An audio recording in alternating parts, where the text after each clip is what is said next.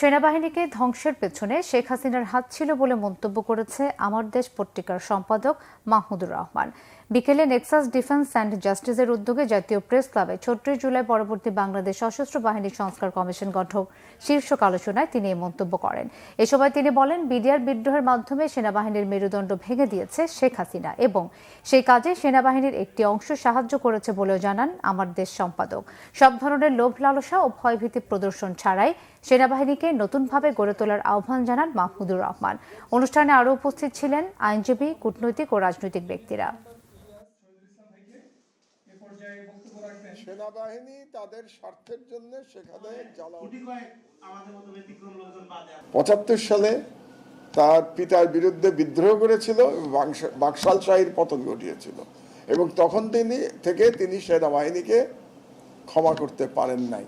তারই প্রমাণ হচ্ছে ১৯৯২ সালে তিনি ভারতীয় হাইকমিশনারকে বলছেন সেনাবাহিনীর বিরুদ্ধে সারা বিশ্বে প্রোপাগান্ডা চালানোর জন্য।